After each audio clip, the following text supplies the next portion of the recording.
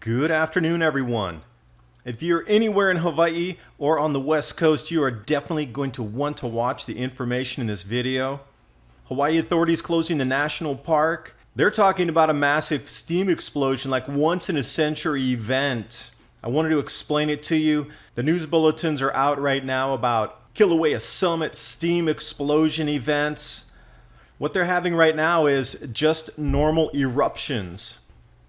I can't believe people are still up in the park with the amount of ejecta that's going to come out during this next steam event. Helicopter tours up there taking people around to watch the on and off pressure valve of our Earth. Incredible images coming out. Even getting this close with a helicopter flying up in there, you just don't know when that eruptive event's going to come out. Anyway, I've linked everything in the description box below, and I tuned into the Hawaii Volcano's National Park Service, the 60-minute video that they put out explaining this. I'm going to try to condense it down into about 6 minutes for you. The Summit lava lake surface elevation is dropping, meaning that lava conduit keeps dropping in height above sea level, and eventually it's going to reach the water table. You can see on the right side this linear chart that's going down. They do believe that it will reach the water table somewhere around the 13th.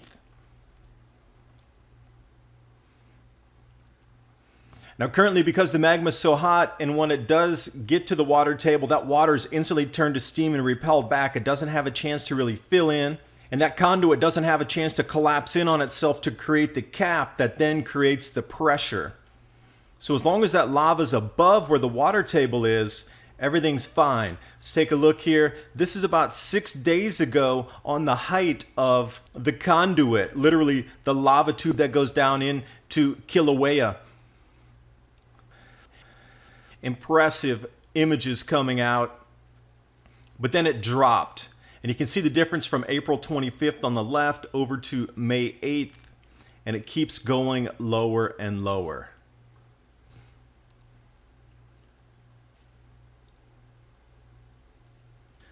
Now those images are off the briefing from the National Park Service. Mr. BBB333 put this one out as well. I grabbed this image. He was overlapping too, and you can see that level just keeps dropping and dropping. Now here's what came out of the National Park Service to explain it to everybody. Water table, as long as it's saturated, that lava lake, the conduit, fine. That water is naturally repelled just due to the heat. It turns to steam. It can't go any further. But on the right, image number 2, when the lava drains, water just pours in there. And at the same time, what happens is that conduit collapses in on itself. So what they're really looking for is the steam that's coming out and gases that are emerging at the moment. If they suddenly turn off, they know that the conduit has been plugged and it caved in on itself. From that point forward, they're not sure exactly how much time until this steam explosion will occur.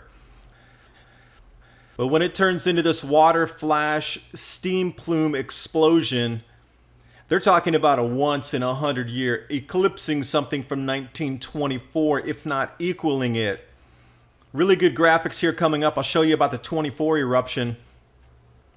But as they went out through all 6 graphics, they showed that the pressure is enough to lift multi-ton boulders out of the conduit.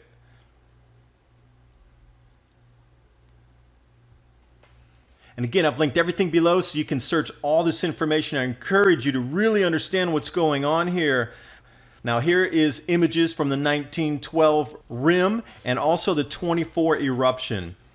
So what had happened when the steam explosion occurred at that time? You see all those green and blue dots? That was ejecta in the multi-ton form that came out. Now that really didn't reach any further than, say, a mile away from the crater rim. So those of you up there taking pictures at the crater rim, if that steam plume stops, you need to leave. Seriously, like right then. And then also what they did was took a look at the maximum diameter of each different sized ejecta that came out of the conduit. So about 1/2 inch in circumference, about marble size or so. That's that furthest blue line away from what would have been the crater rim at that time. And as you get closer into the crater rim, the size of the ejecta, the ballistics, if you will, increases in size. Now notice, that's reaching 2.5 miles at least away from the crater rim. And that observatory where I'm seeing these people taking pictures is well within that boundary zone. Next comes the ash after this. So taking a look at where they're closing the park, and you can understand why they're closing the park based on what happened in 1912, 1924.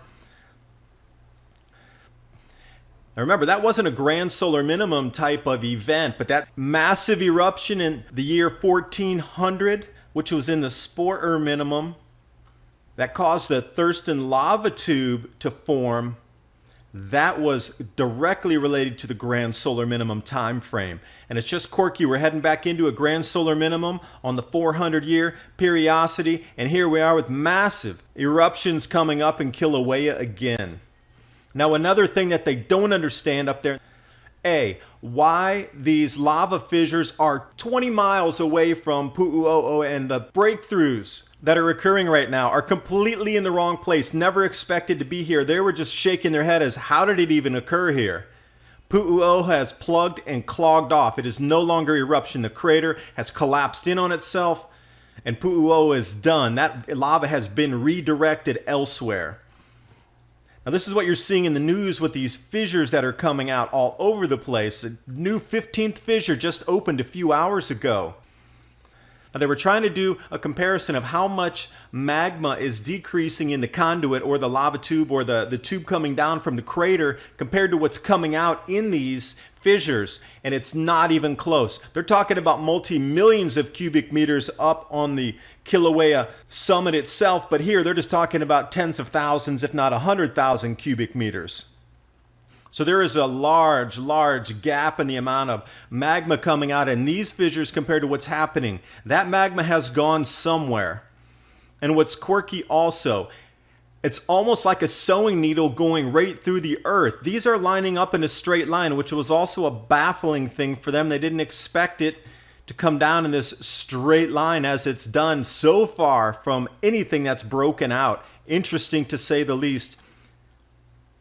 If you're around in Leilani, if you're trying to get up to do any photography of this event, the road blockages are right here. You can check it out on the maps. And that dark orange is where the new lava outflows are. The green are where the breakthroughs are. Now that's all fine and dandy to look at it on a schematic, but let's look at it from the air. This comes off of Paradise helicopters. They're doing daily video updates if you want to check it with the Big Island Video News, which I applaud them for using their own personal resources to do this. Thank you so much. Now looking at it from the air, that is a perfectly straight line. You just normally don't see straight lines in nature as such. But notice on the other side where it starts to get blue, that's the Pacific Ocean there. Now let's take a look at this. The Kilauea caldera, this magma reservoir has gone somewhere. You start to see the fissures coming out. Pu'u O is now clogged. It is no longer emitting any type of lava or ash. It has been cut off the flow.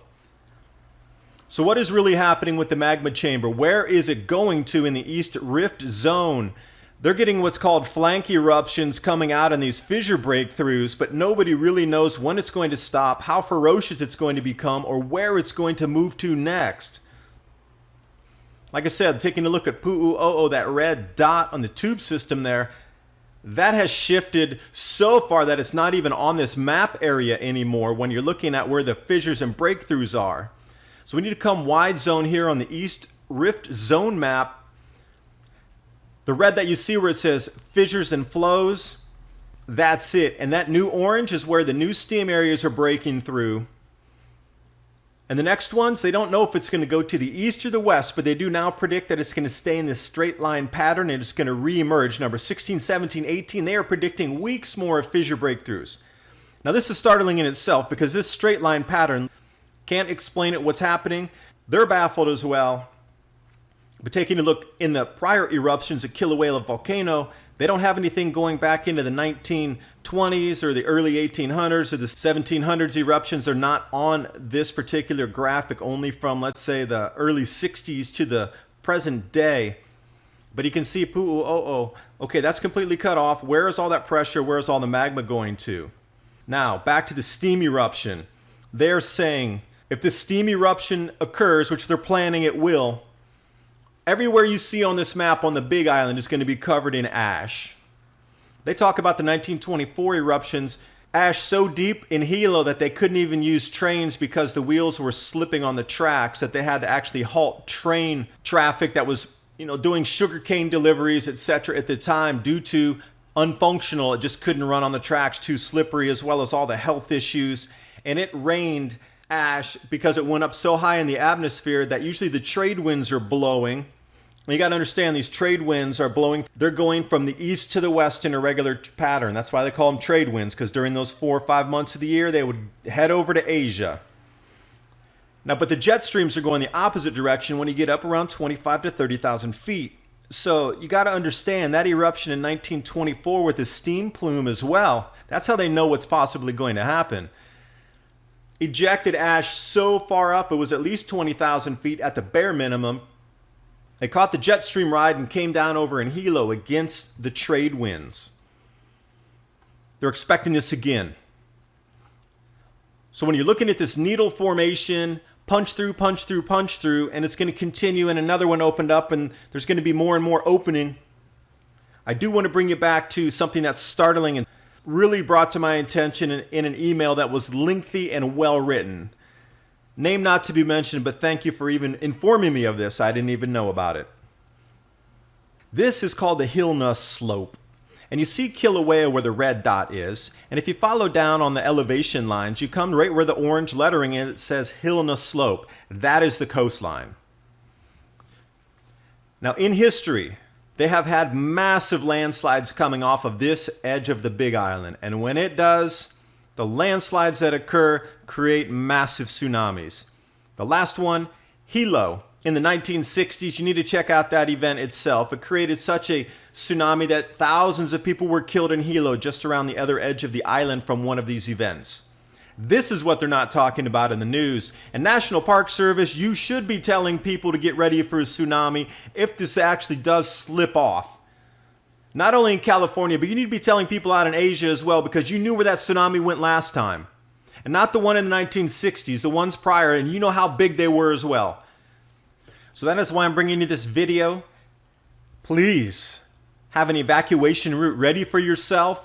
If this thing goes, those of you locally on the Big Island, you know what to expect with the ash coming out. You're dealing with it now, the sulfuric acid draining out in acid rain.